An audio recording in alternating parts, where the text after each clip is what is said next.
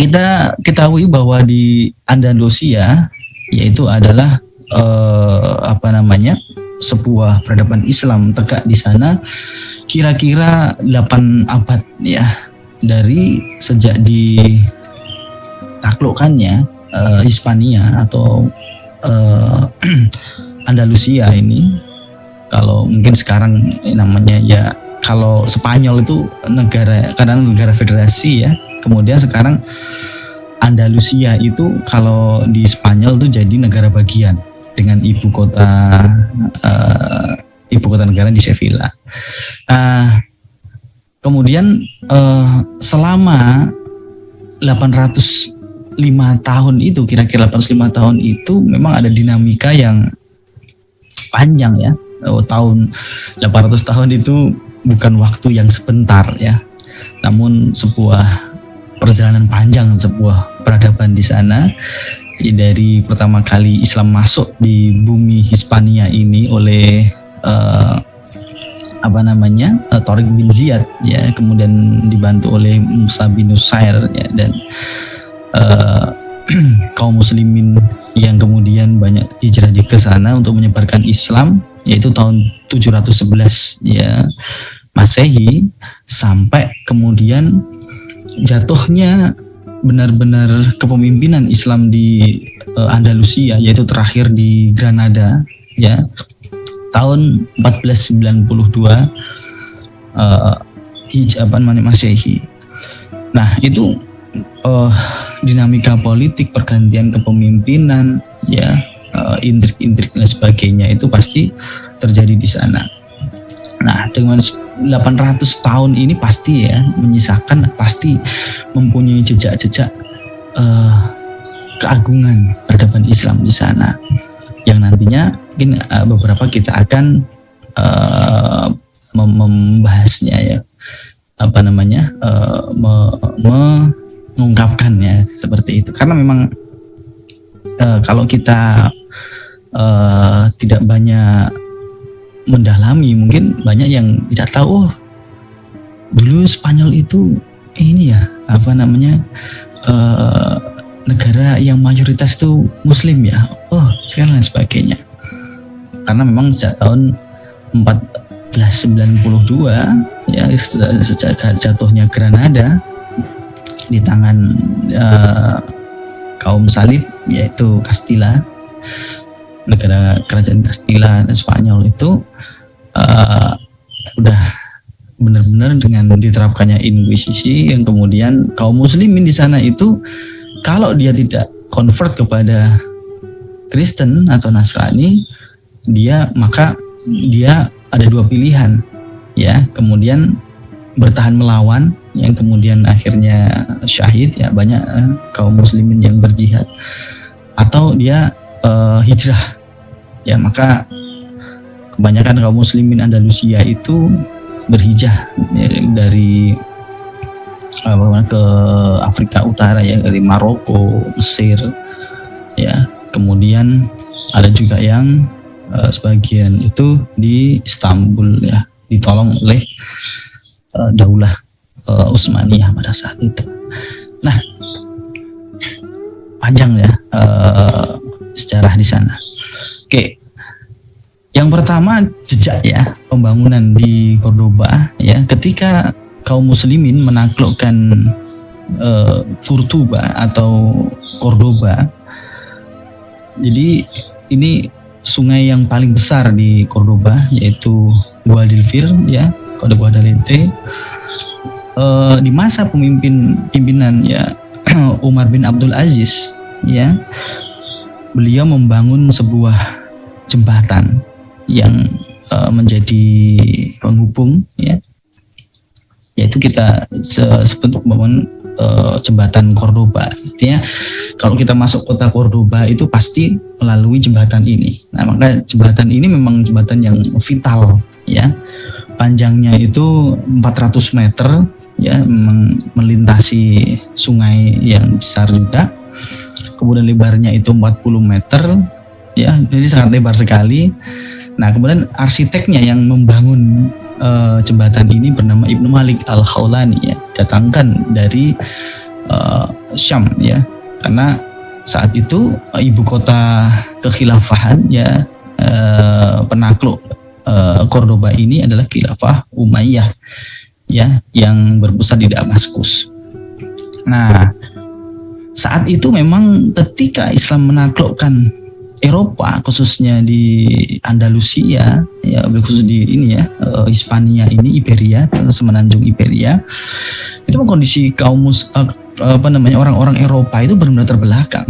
Ya, mereka sebut fase Dark Age ya, fase kegelapan di sana, di mana Eropa saat itu dikuasai oleh Visigoth ya, setelah runtuhnya, pecahnya Romawi Barat dan Timur. Kemudian Romawi Timur itu berpusat di Konstantinopel ya, Romawi Barat itu kemudian dikuasai oleh sebagian besarnya oleh Visigoth. Nah, di sanalah kemudian ya era-era feodalistik, era di mana kekuasaan gereja dan kekuasaan raja itu membuat sebuah kezaliman ya. Kemudian akhirnya ya peradaban yang saat itu tinggal oleh Romawi ya gak berkembang. Contohnya apa ya? Ya, jembatan ini adalah jembatan yang belum ada dulu ya. Teknologinya ini di orang-orang Eropa ya, artinya besarnya, kemudian panjangnya ya, dan lain sebagainya. Bahkan kalau menurut Bill Kaiti itu bahwa di Eropa saat itu saking gelapnya itu bahwa kita bisa menghitung jari orang-orang yang bisa membaca. Jadi orang yang bisa membaca itu hanya orang keturunan keluarga raja sama pendeta ya, yang bisa membaca sebagian besar. Dan seperti itu ya tampilan Eropa pada saat itu. Dan kalau kita bicara jembatan, kita bicara jalan ya, bahwa rata-rata ya banyak yang ini bahwa di sana itu belum ada yang namanya jalan itu ada lampunya, penerangnya. Kemudian kalau hujan itu pasti karena teknologi pengerasan jalan itu belum ada ya, pasti kalau sawah sekarang itu ya sama sebenarnya, ditanami pisang di jalannya, artinya lumpur ya kalau bicara. Gambarannya kayak gitu itu. Jadi memang ada yang bilang bahwa ketika Islam itu datang ke Eropa itu memang sebagai cahaya yang menerangi Eropa pada saat itu. Ya, begitu datang kemudian akhirnya itu cepat sekali, selama tidak lebih dari 2 tahun hampir seluruh semenanjung Iberia ya, di wilayah Spanyol dan Portugal sekarang itu dikuasai kaum muslimin. Nah, ini sebuah situs ya, peninggalan walaupun sebelumnya itu sudah ada jembatan tapi tidak sebagus yang dibangun oleh Umar bin Abdul Aziz ya. Oke, ini jembatan Cordoba. Nah, ini jembatan Cordoba dari sisi di belakangnya ini adalah Masjid Cordoba. Jadi ketika masuk itu gerbang kota, kemudian masjid di sana. Nah, Masjid Cordoba inilah kemudian yang pertama kali memang asalnya itu adalah sebuah gereja yang kemudian dibeli oleh Abdurrahman I atau Abdurrahman Ad-Dakhili ya, yang dibeli dari ini pendetanya. Kemudian setelah dibeli kemudian dibangunlah di situ sebuah masjid ya. Dan memang sebelumnya itu kalau menurut ya Raghib Al-Sirjani, Dr. Al-Sirjani itu pembangunannya itu di samping gereja, tapi akhirnya memang gerejanya itu kemudian kan udah dibeli ya, kemudian dibangun ketika perluasan. Ini Masjid Cordoba. Tampilan dari atasnya seperti ini, memang jadi center of point kota Cordoba ini ya, besar sekali ya. Ini perbandingannya dengan rumah-rumah lain kalau kita ini melihatnya dari foto satelit, foto angkasa. Jadi kota inilah ya, kota yang ini luas sekali memang. Nah, fakta-fakta Masjid Cordoba. Jadi kalau kita lihat tadi ya, ada menara di depan pintu masuknya itu. Ya, menaranya itu sekitar 40 hasta di atas batang-batang kayu berfigura dan ditopang oleh 1293 tiang yang terbuat dari berbagai macam marmer bermotif papan catur. Jadi tiangnya itu ya, tiangnya Masjid Cordoba itu ada 1293 sampai sekarang itu bertahan. Bayangkan dibangun di abad ke-8 ya, sampai sekarang, dan itu masih eksis, masih ada ya, masih dipakai ya, masih gagah ya, kayak gitu ya. Kalau di Indonesia mungkin apa namanya, kalau Borobudur ataupun Prambanan itu tahun berapa ya, mungkin lebih tua dikit lah ya. Nah, kemudian ada 19 pintu ya, berlapiskan perunggu dengan kreasi yang sangat menakjubkan ya. Di pintu tengahnya lempeng-lempeng emas. Jadi mungkin kalau sekarang nggak ada ya, ininya emasnya itu nggak ada. Tapi memang banyak sekali beberapa ornamen-ornamen dan lain sebagainya. Sejak kemudian Masjid Cordoba ini jadi katedral ya, artinya jadi gerejanya Katolik, itu memang banyak sekali yang ornamen-ornamennya dirubah. Kemudian yang seluas itu ya, kalau ini perbandingan ya, luasnya itu yaitu 23, ini 450 meter persegi.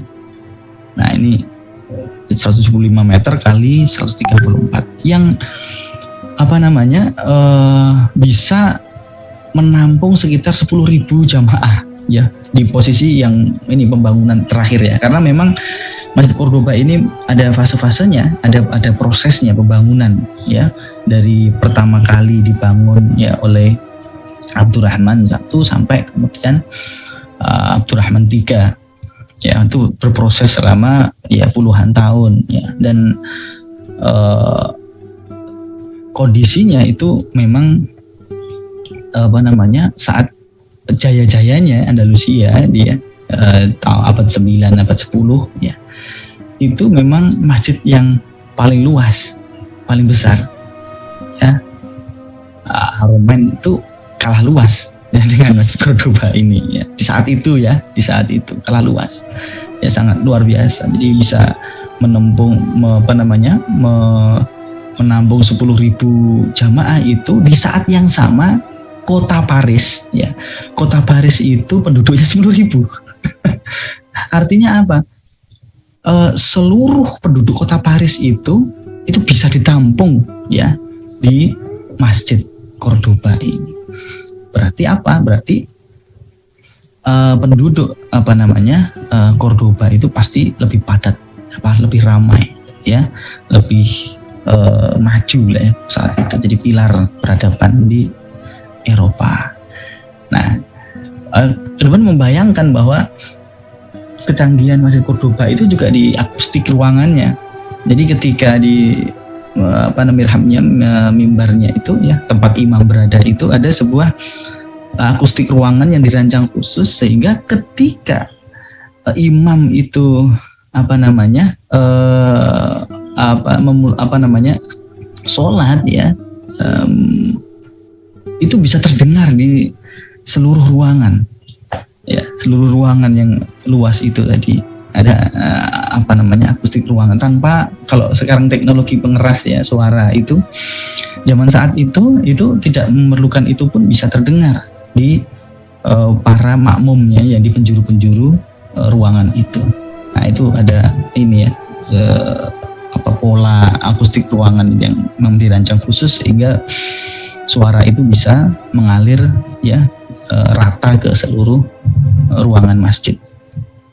Nah, sekarang kondisinya seperti ini, Masjid Katedral Cordoba. Jadi memang namanya itu sekarang itu adalah The Mezquita Katedral. Jadi katedral yang bernama Masjid Cordoba. Nah, memang tidak semuanya masjid itu diposisikan sebagai gereja, ya. Terbagi jadi museum dan gereja. Jadi kalau kita hadir di sana itu memang ada garis batas, ya, yang sekarang itu digunakan untuk misa dan sebagainya itu. Ya, contohnya di belakang saya ini ada kursi-kursinya. Nah, ini berarti dia itu posisinya itu adalah ruangan yang dipakai untuk gereja. Ada kursi-kursinya. Itu cuma satu kotak segini, kecil sekali, tapi ada beberapa kapel gitu kan ya. Di beberapa kapel, ada 7 atau berapa itu ya di situ. Nah, sementara yang di luar yang difungsikan sebagai tempat peribadatan orang Katolik ini difungsikan sebagai museum. Nanti museum itu berarti kita itu bisa berkeliling ke sana. Nah, ini di pojok kiri bawah ini adalah gerbang kota masuk ke Cordoba. Kemudian ini kita masuk di gerbangnya di bawah Menara Cordoba. Ini gerbang masuknya Cordoba, ya, Masjid Cordoba. Ini kondisinya masih utuh seperti ini ya, sejak dari era kaum muslimin di Cordoba, ya, tengahnya taman. Nah, dulu memang Universitas Cordoba ini ya di Masjid Cordoba ini. Jadi ini tempat belajar para ilmuwan ya di masjid ini. Nah, menaranya ini ya semenjak dikonversi menjadi gereja, ya, masjid ini yang dulu buat azan itu kemudian diganti lonceng-lonceng, ya, lonceng-lonceng. Ya, hampir semua nanti ada masjid juga yang memang diganti lonceng jadi lonceng, ya. Dulu kaum muslimin ya berdiri di sini untuk azan, ya. Namun ketika kaum muslimin di Cordoba itu kekuasaannya digantikan oleh Kristen, ya, semuanya identitasnya itu diubah. Nah, ini pilar-pilarnya masih pilar yang sama dengan yang 800 tahun atau di abad ke-9. Oke, itu kita di Cordoba. Nah, di sekitar 15 kilo dari Masjid Cordoba ini kita nanti akan ketemu sebuah kota tua, ya. Namun sekarang memang reruntuhan, ya, yaitu menyebutnya Madinah Az-Zahra, Madinah Az-Zahra, kota yang penuh cahaya, ya. Kota Madinah Az-Zahra ini adalah digunakan sebagai pusat kota pemerintahan, ya. Saat itu memang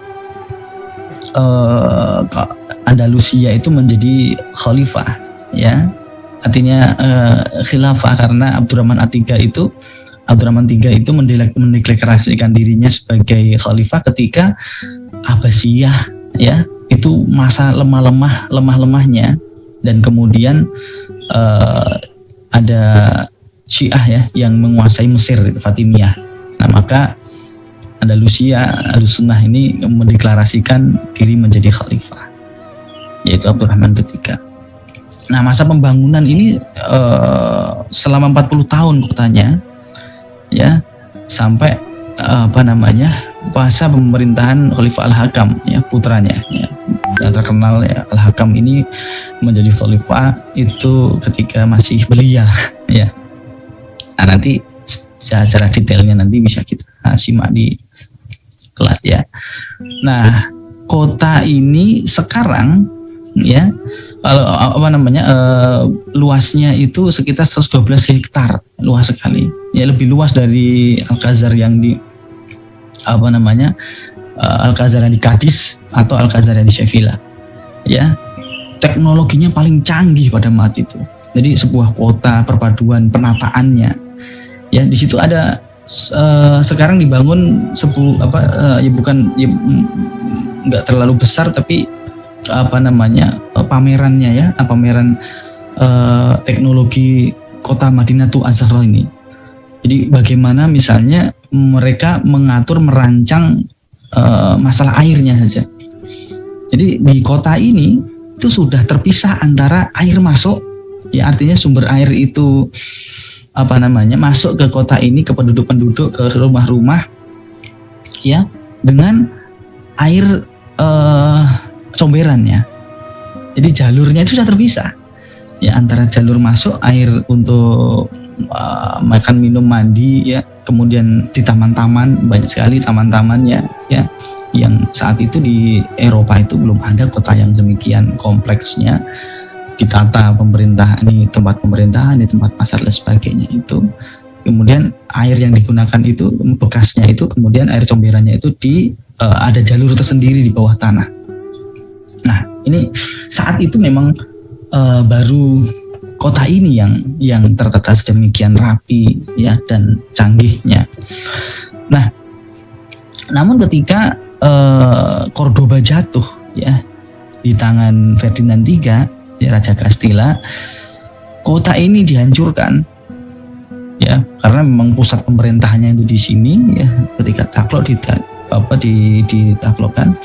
Nah, karena letaknya itu di lereng bukit, ya, di lereng bukit, ya, di tempat yang paling tinggi memang di kota Cordoba ini, dan memang mungkin Abdurrahman III itu mencari tempat yang sedemikian rupa sehingga bisa di lereng itu kemudian diingat nih, yang paling atas ini tempat tugasnya khalifah, kemudian yang di saf keduanya di bawahnya lagi itu adalah tempat pemerintahan, ya, menerima tamu-tamu dari negara lain ataupun sebagai ini tempat administrasi. Kemudian level yang paling bawah, di tempat yang paling bawah itu untuk penduduk, ya, untuk aktivitas para penduduk di sana, untuk bermukim atau penduduk sana. Ya, siapa yang lahir di sini? Ya, Abul Qasis, ya, Al-Zahrawi, seorang ilmuwan ahli bedah, ya, dokteran, polimed, ya, lahir di kota ini. Jadi karena itulah kemudian namanya itu Az-Zahrawi ini merujuk kepada Madinah Az-Zahrawi, Abu Khalil Az-Zahrawi, ya, orang yang lahir di kota Madinah Az-Zahra. Nah, sekarang kota ini bisa kemudian digali, direstorasi, dan memang baru sekitar 10% saja yang bisa di restorasi, yaitu ya berupa istana, kemudian 3 taman di sana, kemudian ini Muawin, tempat Perdana Menteri atau Muawinnya, ya, kemudian masjidnya itu berhasil di restorasi karena memang baru ditemukan kembali dan digali itu di awal abad 19, ya. Artinya belum lama lah, ya. Jadi terkubur selama sekitar 600 tahunan, ya, 600-700 tahun, ya, kota ini, ya, yang ketika kita hadir di situ memang luar biasa, ya, ininya. Kalau ini gambar di sini tampak dari atas, ya, pintu masuk museumnya itu, museum keruntuhan ini, kemudian baru sab pertama, keduanya. Nah, ini mungkin yang paling bawah ini belum bisa direstorasi. Itu, ya, kota Madinah Az-Zahra, ya, sebagai kota paling modern di zamannya, ibu kota Andalusia. Nah, kota Cordoba ini sebagai pusat, ya, jadi pusat pemerintahan, kemudian pusat ilmu, ya. Pada saat itu banyak sekali negara-negara yang kerajaan-kerajaan dari luar yang ini, ya, tentu saja muahid, ya, kerajaan yang punya kesepakatan, ya, dengan kekhilafahan, itu banyak mengirimkan anak-anaknya itu untuk sekolah di sini, ya, untuk sekolah di Cordoba, ya, universitas tertua di Cordoba itu menyimpan 400.000 buku. Ya walaupun ya kalau yang paling tua kan pertama kali kampus itu di Fes, ya, Maroko, yang didirikan oleh Fatimah, ya, Al-Farisi itu kan. Nah ini universitas kedua itu adalah Cordoba. Baru kemudian itu model universitas seperti ini itu di Inggris saja itu ada abad ke-14, yaitu Oxford, ya. Nah, berarti udah di abad ke-13-14, ya, berarti selisihnya itu sekitar ratusan tahun. Baru kemudian Eropa itu mengambil peradaban kaum muslimin. Artinya mengambil itu, mencontoh kemudian menduplikasikannya ke tempat mereka. Nah, hampir sekitar 3.837 masjid dibangun di sana. Ya. Sekarang kita sangat susah, ya mencari masjid di Spanyol atau di Cordoba. Ya, ini data ini dari Dr. Raghib Al-Sirjani. Rumah sakit dan teknologi kesehatan modern, artinya model terapinya yang saat ini masih dipakai, terutama misalnya metode bedahnya, ya, yang saya sebut tadi, Abu Qasim Al-Zahrawi, ya, itu sampai namanya itu dipakai sampai sekarang di sebuah jalan dekat Masjid Cordoba ini, ya, dekat Katedral Cordoba di pusat kotanya, ya. Kemudian orang Eropa itu menyebut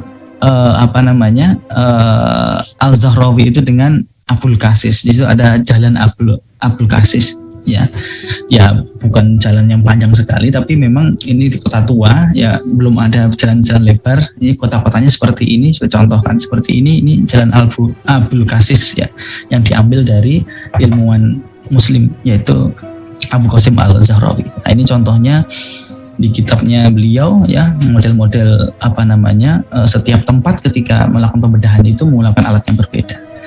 Dan begitu juga ininya sudah ada klinik-klinik kecantikan pada saat itu, ya, yang kemudian itu orang-orang Eropa itu kalau sakit itu walaupun ini, ya, di luar kekhilafan itu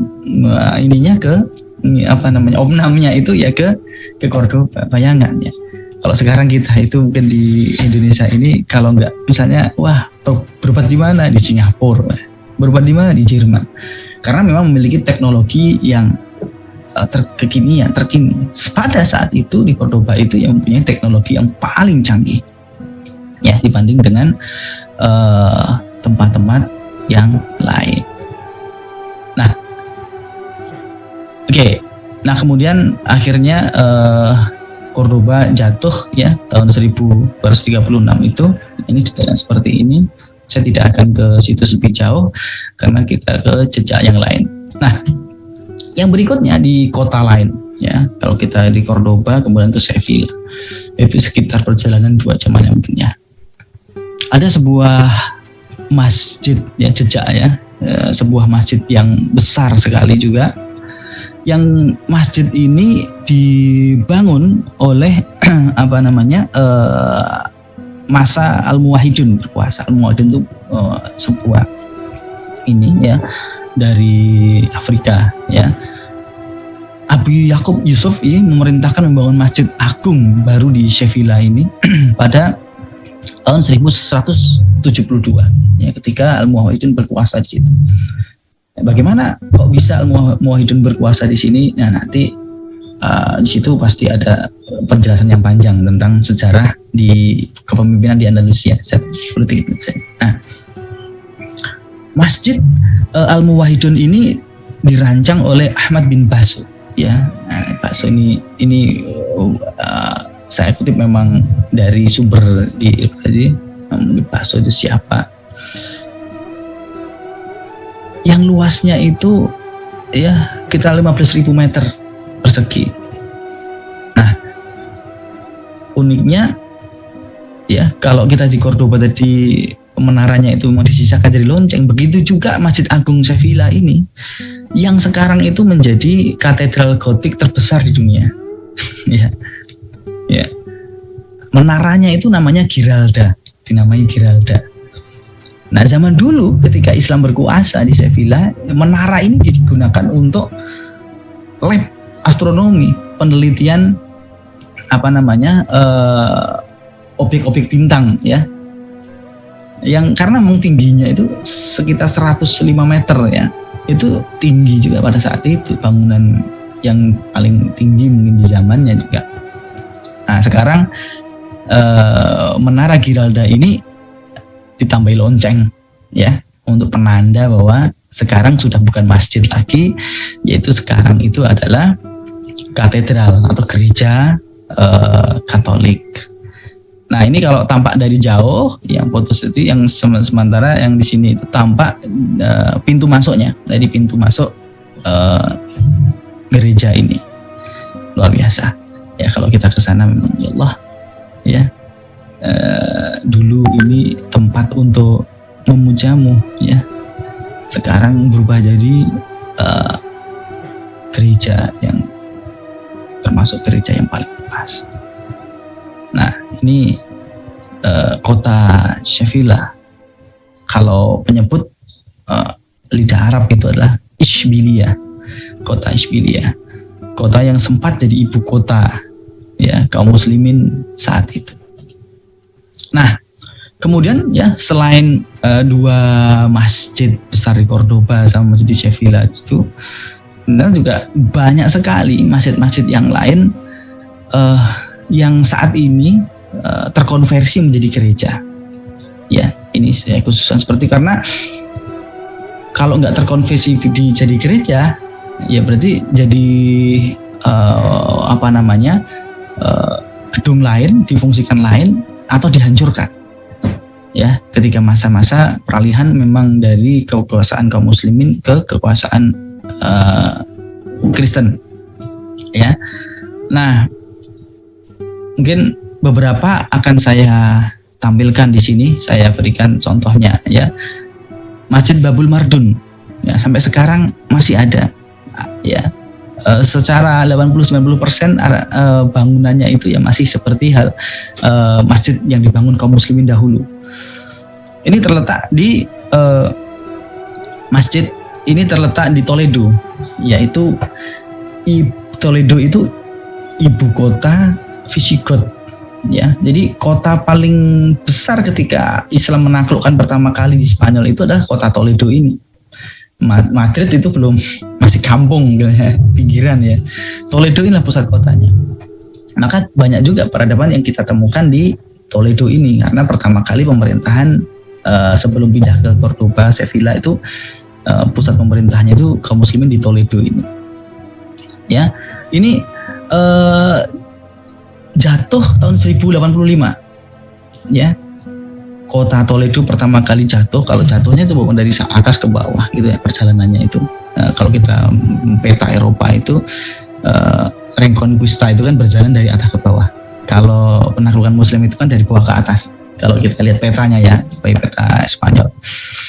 Nah, kota ini jatuh ke tahun 1085 dan memang banyak analisis ataupun sejarawan yang mengaitkannya bahwa jatuhnya Toledo ini menjadi salah satu penyebab perang salib. Ya, karena apa? Kaum Nasrani itu pede. Oh, ternyata kaum muslimin itu nggak kuat-kuat amat, ya. Toledo bisa ditaklukkan oleh kaum Nasrani, Reconquista. Nah, kemudian Masjid Babul Mardun ini diubah menjadi gereja, ya, ketika jatuh tahun 1085 oleh Raja Alfonso ke-6, ya, Raja Kastil. Nah, kemudian Masjid Al-Munastir Iqlin. Nah, masjid ini dibangun pada abad ke-10, ya, Masehi di Huelva. Ya. Itu Huelva itu ya salah satu kota di Andalusia, ya, yang jadi besar juga dulu. Nah, pada abad ke-15 di masa akhir Islam Spanyol, masjid ini sempat menjadi perlindungan terakhir, jadi benteng ya, yang di dalamnya itu tinggal kaum muslimin dari kejaran-kejaran kaum salibis ya. Nah, sebelum akhirnya kemudian kaum muslimin kalah, kemudian dibantai habis di situ. Masjid ini kemudian bernama Gereja Santa Maria. Ya, kalau mihrabnya itu diubah jadi altar ya, dan ornamen-ornamen lain. Nah, ini kebanyakan memang ada menaranya dan sebagainya. Dan kalau kita ulik itu kebanyakan ya gereja-gereja yang klasik saat ini, gereja-gereja Katolik saat ini itu memang yang tua itu bisa dipastikan itu dulu masjid, gitu ya, gereja-gereja yang saat ini di sana itu. Nah, kemudian Masjid Alcázar, ya ini terletak di Jerez itu di Cadiz ya.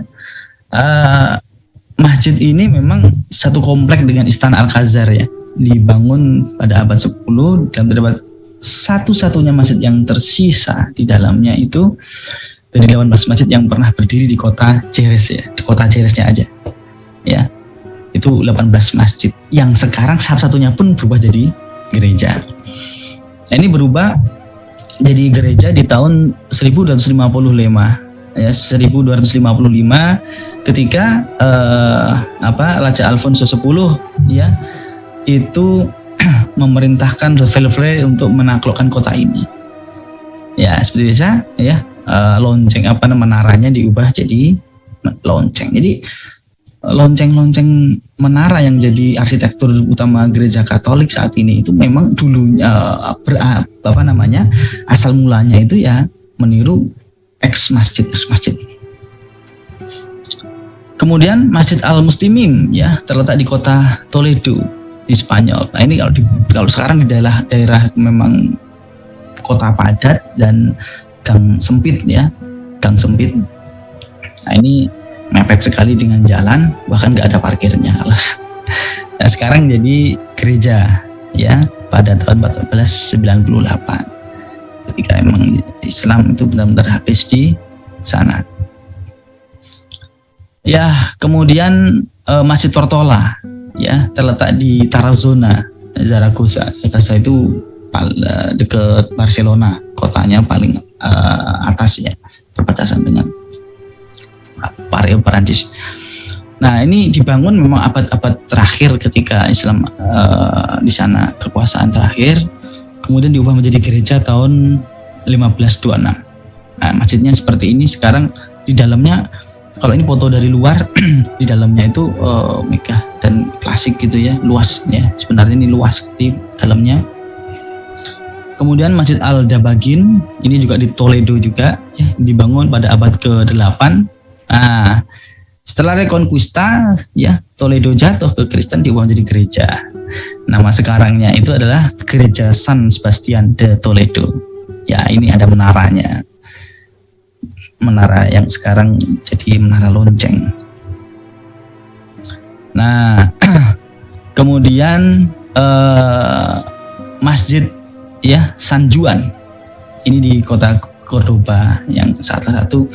Nah, ini yang kalau ini yang masih utuh itu cuma menara dan gerbangnya ini ya. Kalau belakangnya itu bangunan relatif baru ya, tapi bukan baru banget karena memang ini masih dihancurkan kemudian disisakan menara dan gerbangnya saja. Nah, sekarang ini gereja San Juan ya, ini nggak begitu jauh dengan Masjid Cordoba. Nah, kemudian Masjid Gereja Santiago del Arrabal ini di kota Toledo ya, diabad pada awal-awal kaum muslimin di sana 98 sampai 9 Masehi, kemudian jadi gereja di tahun 1223 ya. Perhatikan di sini ya, menara-menaranya ini adalah jejak asli kaum muslimin. Nah, kemudian Masjid El Salvador ini di Toledo juga ya. Nah, masih ada menaranya ya, dan dengan dirubah loncengnya tahun 1065 diubah menjadi seiring dengan jatuhnya kota Toledo diubah jadi gereja. Ini dalamnya kayak gini. Ya masih ya, pilar-pilarnya masih khas masjid ya, walaupun dari luar seperti ini. Kemudian Masjid Al-Taiban ya di Malaga. Malaga itu kota termasuk dekat Granada ya, di pinggir ya laut, kota laut, memang kota pelabuhan Malaga. Nah kalau ini yang tersisa itu menaranya ya, selainnya itu dihancurkan dibangun abad ke-11 ya, kemudian jadi gereja Arches namanya ya pada abad ke-14. Nah itu gambaran ya, sedikit yang bisa saya capture ya tentang kondisi jejak-jejak masjid di Spanyol sendiri, di mana mungkin ini yang kemudian yang generasi saat ini itu tidak memahami. Mereka lebih kenal dengan klub-klub bola di Spanyol ya daripada nama-nama sultannya, nama-nama khalifahnya, atau bahkan banyak yang tidak memahami bahwa di sana dulu itu berdiri peradaban megah Islam yang menjadi pilar peradaban di Eropa, yang menerangi Eropa dari kegelapan. Yang saat ini jejak-jejaknya itu masih bisa kita rasakan, masih kita bisa lihat, ya bahkan masih kita bisa kunjungi, ya namun sudah berubah fungsi. Ya, ini kondisinya seperti itu. Nah, maka jangan sampai ya bahwa kaum muslimin itu lupa dengan sejarahnya sendiri. Ya, sejarah, apalagi lupa dengan keagungannya ya, maka inilah yang terus harus salah satu yang kita dakwahkan, yaitu bagaimana sejarah kaum muslimin di sana. Nah maka memang salah satu di ngaji subuh, yaitu mendirikan kelas taskif ini adalah salah satunya ya, niatnya ini ya, bagaimana mengembalikan ini kaum muslimin ya, izah kaum muslimin, peradaban kaum muslimin yang kalau misalnya itu bangunannya dihancurkan, sejarahnya juga diubah, sejarahnya kemudian ditulis dengan versi mereka dan sebagainya. Nah inilah kemudian yang membuat kita itu membuat sebuah kelas yang komprehensif ya, yang membahas secara detail bagaimana peradaban Islam itu hadir ke muka bumi dari zamannya Khulafaur Rasyidin sampai terakhir di kekhilafahan Utsmani di Turki. Nah, maka hadirlah namanya kuliah peradaban Islam yang saat ini besok itu kelas perdana kita mulai yang membahas tentang Andalusia yang kita bahas ini. Bagaimana sih sejarahnya ya, dinamika politiknya seperti apa ya, kemudian seperti apa peradabannya dari sisi, jadi ada 3 sisi yang kita pandang supaya utuh memandang peradaban Islam di sana, yaitu dari sejarah peristiwanya, peristiwa politik, kemudian dari jejak-jejak peradabannya yang nantinya sejarah politik dan peristiwanya oleh Ustadz Salman, kemudian peradaban kemajuan teknologi dan peradaban sains ya di masa Andalusia ini disampaikan oleh Prof. Fahmi ya, beliau penulis TSQ series itu kan ya, yang menghadirkan fakta-fakta peradaban Islam pada masa lalu, teknologinya seperti apa dan sebagainya, tokoh-tokohnya seperti apa. Tapi juga dari sisi kemajuan atau sejarah ilmu-ilmu Islam dan sakofahnya. Kita tahu, banyak yang nggak tahu mungkin ya, Andalusia ini banyak sekali ulama-ulama yang lahir dari sini ya, mungkin bahkan salah satu pendiri mazhab ya, yaitu mazhab Al-Zahiri, itu berasal dari Andalusia ya. Bayangkan orang asing ya, bukan orang Arab tapi menjadi ini ya, bahkan alfiah dari sini. Nah ini yang kita capture, jadi bukan hanya sejarahnya, bukan hanya peradaban sainsnya, tapi juga keilmuan Islam itu berkembang pesat loh di Andalusia ini. Ulama-ulama lahir, banyak intelektual mujtahid lahir dari sini, bahkan mujtahid mutlak yaitu Az-Zahiri gitu ya. Nah, seperti itu ya. Jadi kita harus ya jangan melupakan sejarah. Kalau kita membiarkan sejarah Islam itu terlupakan oleh generasi kita, ya, maka kita tidak akan pernah bisa membangkitkan ya kekuatan Islam, peradaban Islam lagi. Sejarahnya aja lupa. Bagaimana mereka mempunyai gambaran ya, generasi kita, generasi anak-anak kita, cucu-cucu kita nantinya harus tahu secara penuh bagaimana Islam itu pernah berkuasa dan memimpin peradaban di dunia.